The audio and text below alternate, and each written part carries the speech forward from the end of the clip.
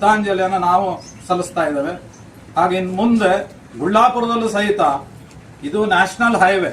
ಇಲ್ಲಿ ಯಾರ್ಯಾರು ಓಡಾಡ್ತಾರೋ ಯಾವ ಸಂಘಟನೆಯವರು ಇಲ್ಲಿ ಬಂದು ರಾತ್ರಿ ಎಲ್ಲ ಏನೇನು ಕೆಲಸ ಮಾಡಿ ಹೋಗ್ತಾರೋ ನಮಗೇನು ಗೊತ್ತಿರೋದಿಲ್ಲ.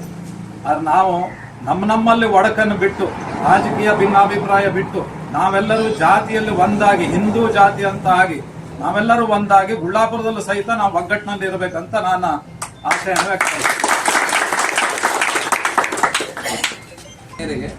ನಾವು ಸಂಘಟನೆ ಮಾಡಿಕೊಂಡಿದ್ದೇವೆ. ಅದಕ್ಕೆಲ್ಲ ದೂರೆಲ್ಲ ಸಹಕರಿಸಲಿಕ್ಕೆ ಎಲ್ಲರಿಗೂ ಅಭಿನಂದನೆ ಸಲ್ಲಿಸ್ತಾ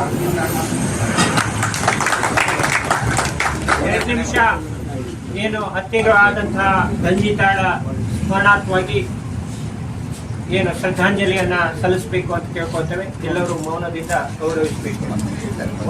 1 ನಿಮಿಷ ಎಲ್ಲರೂ ಮೌನದಿಂದ ಗೌರವವನ್ನು ನೀಡಬೇಕು.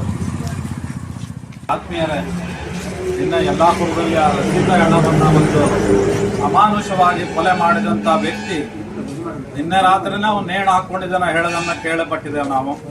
ಇದಕ್ಕೆ ಕಾರಣ ಏನಿರ್ಬೋದು, ಹೆಚ್ಚಾಗಿ ಅವನಿಗೆ ರಕ್ಷಣೆ ಕೊಡೋರು ಯಾರು ಇರಲಿಲ್ಲ. ಯಾಕೆ ರಕ್ಷಣೆ ಕೊಡೋರು ಇರಲಿಲ್ಲ ಅಂದ್ರೆ, ನಮ್ಮ ಹಿಂದೂಗಳು ನಿನ್ನೆ ಒಂದು ಪೊಲೀಸ್ ಸ್ಟೇಷನ್ ಎದುರುಗಡೆನೆ ಪ್ರತಿಭಟನೆ ಮಾಡಿದ್ರು. ಆ ಪ್ರತಿಭಟನೆ ಮಾಡದ್ದೇ ಇದ್ದಲ್ಲಿ ಅವನಿಗೆ ರಕ್ಷಣೆ ಕೊಡೋರು ಬಹಳಷ್ಟು ಜನ ಇರ್ತಿದ್ರು. ನಾವು ಮೊದಲನೇದಾಗಿ ಅವನ ಅಮಾನುಷವಾದಂಥ ಕೃತ್ಯವನ್ನ ಖಂಡಿಸ್ತೇವೆ. ಹಾಗೂ ಹಿಂದೂಗಳ ಮೇಲೆ ಎಲ್ಲ ಕಡೆ ಏನು ದೌರ್ಜನ್ಯ ನಡೀತಾ ಇದೆ, ನಾವು ಜಾತಿ ಭೇದ, ನಮ್ಮ ಪಂಗಡ, ಜಾತಿ ಪಂಗಡ ಎಲ್ಲದನ್ನು ಬಿಟ್ಟು ನಾವೆಲ್ಲರೂ ಹಿಂದೂ, ನಾವೆಲ್ಲರೂ ಒಂದು ಹೇಳುವುದನ್ನು ಇನ್ನು ಮುಂದಿನ ದಿನಗಳಲ್ಲಿ ಇನ್ನೂ ಹೆಚ್ಚಿನ ಸಂಖ್ಯೆಯಲ್ಲಿ ತೋರಿಸ್ಕೊಡ್ಬೇಕು. ಇದೇ ಕಾರಣದಿಂದ ನಾವೆಲ್ಲರೂ ಹಿಂದೂ ಸಮಾಜೋತ್ಸವವನ್ನು ಎಲ್ಲ ಕಡೆ ಆಚರಣೆ ಮಾಡ್ತಾ ಇದ್ದೇವೆ. ನಾವು ಇನ್ನಷ್ಟು ಹೆಚ್ಚಾಗಿ ನಮ್ಮ ಸಂಘಟನೆಯನ್ನು ಬಲಪಡಿಸೋಣ. ಈ ಮೂಲಕ ನಾನು ನಿನ್ನೆ ಸತ್ತಂತ ರಂಜಿತಾಳಿಗೆ ನನ್ನ ಶ್ರದ್ಧಾಂಜಲಿಯನ್ನು ನಾವು ಸಲ್ಲಿಸ್ತಾ ಇದ್ದೇವೆ. ಹಾಗೆ ಇನ್ನು ಮುಂದೆ ಗುಳ್ಳಾಪುರದಲ್ಲೂ ಸಹಿತ ಇದು ನ್ಯಾಷನಲ್ ಹೈವೇ. ಇಲ್ಲಿ ಯಾರ್ಯಾರು ಓಡಾಡ್ತಾರೋ ಯಾವ ಸಂಘಟನೆಯವರು ಇಲ್ಲಿ ಬಂದು ರಾತ್ರಿ ಎಲ್ಲ ಏನೇನು ಕೆಲಸ ಮಾಡಿ ಹೋಗ್ತಾರೋ ನಮಗೇನು ಗೊತ್ತಿರೋದಿಲ್ಲ.